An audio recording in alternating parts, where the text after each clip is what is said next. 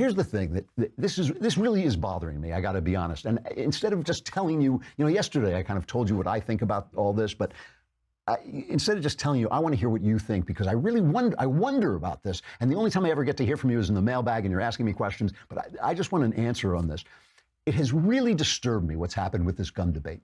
I thought that CNN was absolutely despicable, and then ABC picked it up and the networks picked it up, and basically the whole press used these traumatized children and their silly young person's left-wing ideas. I think it was Winston Churchill who said, if you're not a liberal when you're young, you have no heart. And if you're a liberal, still a liberal, when you're older, you have no brain. So these kids are liberal kids. They're crying. They're upset. Some of them are very media savvy, like that kid Hogg. It's kind of unappealing to me. The polls show that this isn't working, that most people think what is, to me, the obvious case, that the shooting in Florida was a failure of government to do its job. Doesn't matter. Now, Dick's and Walmart's, these two big sporting goods stores, they sell guns. They say, well, we're not going to sell automatic weapons, and we're not going to sell AR-15s, or we're not going to sell them to people who are 18. They're making their own rules about this.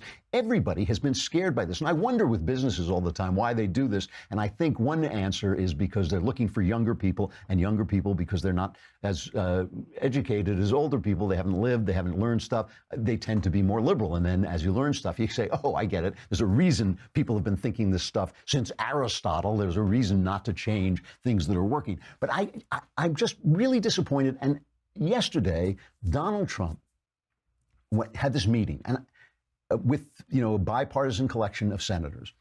And I'm really impressed that Trump does this. Let me say this out front. He's talked about the art of the deal. He leaves the camera on. He's very good at moderating these meetings. He talks to people. He brings people out.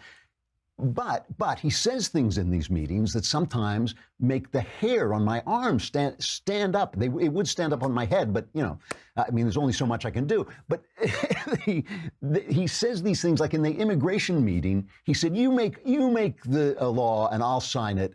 I'll take the heat." And I thought, well, wait a minute. Really, you campaigned, you promised us we're going to build a wall. These people are heroin addicts, they're drug dealers. I'm going to keep everything out. And then you're saying, oh, whatever you guys come up with, I'm going to sign it. I thought, not so much. Now later he backtracked, and look, I don't overreact to anything Trump says because I'm never sure what he means, and he is a deal maker. And for instance, he then offered, it was almost 2 million people, amnesty, but he set terms that maybe he knew the Democrats wouldn't go for. So now he's in the political position where he can say, hey, I offered you 2 million. That was more than Obama offered, and you didn't show up. Your fault. So maybe it's all politics. But yesterday he held this meeting on guns. And I was reminded of something he said about guns during the campaign when he talked about his voters' loyalty. And this is what I'm trying to get at. This is cut number 1. You'll all remember this. And you know what else they say about my people? The polls. They say, I have the most loyal people. Did you ever see that? Where I could stand in the middle of Fifth Avenue and shoot somebody and I wouldn't lose any voters, okay? It's like incredible. Okay, so that's a lot of people said he could shoot people. That was what he said about guns then. So now he's standing around and listening, and he keeps the camera on. Again, like I said, he's practicing the art of the deal. And John Nolte said on Twitter the other day, I have a 72-hour rule before I react to anything he says, because sometimes what he says doesn't matter. But one of the 3 things he did at this meeting, one, he kept picking on the Republicans for being in league with the NRA. This is the guy who got, I think, the earliest endorsement from the NRA of any candidate ever. And he kept slapping the Republicans around about being in league with the NRA. Here's just a portion of this, cut number 2. The reason I had lunch with the NRA on Sunday, I called him. I said, you got to come over. I said, fellas, we got to do something. And they do have great power. I agree with that. They have great power over you people. They have less power over me. I don't need it. What do I need? But I tell you, they are well-meaning. And I said to them, very nice, I said, fellas, we got to do something. We can't keep restricting, and we have to do what's right. So first of all, this whole idea that we have to do something, I'm not convinced. The second, again, the argument is not whether you can make the world safer. The argument is not whether it's a nice thing to do. The argument is whether you want to be a free people who can defend themselves in the case of tyranny. That's why we have guns. We have guns so we can defend ourselves. All the celebrities who are anti-gun are surrounded by guns. We can't afford their bodyguards. We just want the guns so we can protect ourselves, not just protect ourselves from the bad guys, but protect ourselves from the people who would come and, for instance, take our guns in spite of the Constitution, ignore the right. So when I hear him saying we have to do something, I think, why? Why do we have to do something? Gun violence is down. The homicide rate is down. Schools are safer than they were in the 1990s. This is all ginned up by the press. It's all emotional nonsense. Why do we have to do something? Okay. So then this is the thing that set Twitter absolutely ablaze, was they started talking about guns for the mentally ill. And of course, mentally ill people should not have guns. There should be background checks. There should be ways of testing. There's been an idea floated. I think David French did it over at National Review, where he talked about a way that, if your brother is nuts, you can call up and say, this guy should not have a gun, and you can confiscate guns. So Trump did this, and maybe it's just big mouth, but he said this thing about due process. This is cut number 4. Or might take the firearms first and then go to court, because that's another system. Because a lot of times, by the time you go to court, it takes so long to go to court to get the due process procedures. I like taking the guns early, like in this crazy man's case that just took place in Florida. He had a lot of firearms. They saw everything. To go to court would have taken a long time. So you could do exactly what you're saying, but take the guns first, go through due process second. Now, of course, there's no such thing as going through due process second. Of course, that's not the way the law works. But let's give it a little bit, because that was taken out and put on Twitter, and everybody went nuts. But let him explain it a little bit more. This is him talking about taking guns from the mentally ill. It's cut 3. This is a piece of We legislation. have to do something about the mentally ill not being able to buy a gun. I mean, they have so many checks and balances that you could be mentally ill and it takes you 6 months before you can prohibit it. So we have to do something very decisive. Number one, you can take the guns away immediately from people that you can adjudge easily are mentally ill, like this guy. The police saw that he was a problem. They didn't take any guns away. Now, that could have been policing. I think they should have taken them away anyway.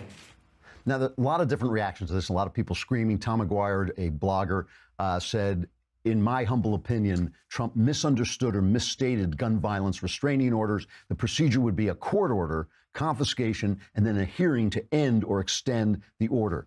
Trump conflated the hearing with due process. That's his opinion. That's his interpretation of it. And just remember, the thing about due process is like when they said, we just want to take guns away from people on the no-fly list. They can put anybody on the no-fly list. That's some bureaucrat just says, yeah, you're a terrorist. Plenty of innocent people have been put on the no-fly list. That doesn't mean they lose their constitutional rights.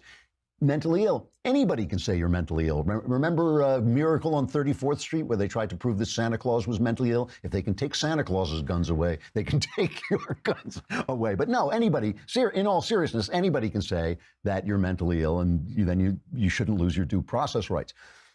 Ben Sass from Nebraska, who's never a big Trump fan, he said, strong leaders don't automatically agree with the last thing that was said to them. We have the Second Amendment and due process of law for a reason. We're not ditching any constitutional protection simply because the last person the president talked to today doesn't like them. And sometimes it does seem like that. Tom Tillis, a Republican from North Carolina, said, I don't think that he was saying that there's a place where you suspend the Constitution and suspend due process. I don't just believe that. I know you heard the words. I just don't believe in my heart of hearts that that's exactly what he meant. Always a problem with Trump. When Trump is talking off the cuff, he says stuff you think like, I don't know. The thing that kind of went up my spine was when he was sitting with Dianne Feinstein.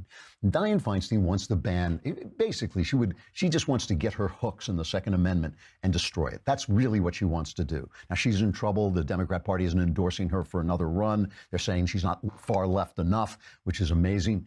But she wants to ban especially AR-15s. That's her foothold. That's the foot in the door of the Second Amendment. She wants to get in. And they're talking about a bill that's been knocking around for 5 years for background checks. And it has both Democrat and Republican support. And he's talking about tacking things on to this bill. And he's going back and forth with this Democrat senator. And Dianne Feinstein is sitting next to him when he says, let's talk about what she wants as well. Just doing something on this background check issue and using that as a base, and then I would like to add some of these other things we've talked about, I think would make a major difference. So if you could add that to this bill, that would be great, Diane. If you could add what you have also, and I think you can, into the bill. Yeah. Joe, are you ready? Can you do that? Joe, can you do that? Pat, can you add some of the things you're not going to agree with. Yeah, if you help. Well, no, I'll help, but can you add what Amy and what Diane have? Can we add them in? And I know you can add what John Yeah, I has. have another. Did you see Feinstein's reaction? I have never seen that kind of glee. We got a close-up of it. Look at this. I feel pretty, oh so pretty. I feel pretty and witty and gay.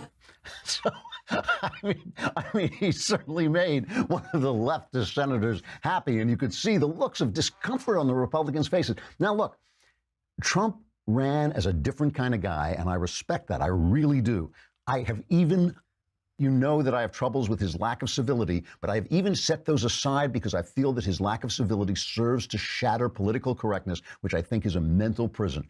Again, you know, the one thing you have never heard me do, you've never heard me do the balls and strikes thing. You know, you've never heard me do the good Trump, bad Trump, because I don't believe politics works like that. I believe politics is a compromise game. I believe you lose some, you win some. I want to see the ball moving toward the freedom goal line all the time. If it moves 1 yard when I wanted it to move 10, that's too bad, but I'll take the 1 yard. If it moves 5 yards, out, down and 3 yards back, I get it. That's politics. It's not all about everything Donald Trump says at every minute. It's not all about everything he gets at every minute.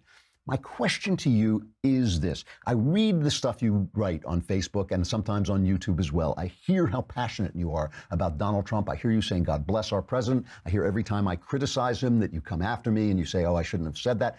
I hear it. Is he right? Is there a point? Is there no point when he said he would shoot somebody in Fifth Avenue and you would still be loyal to him? Is that true?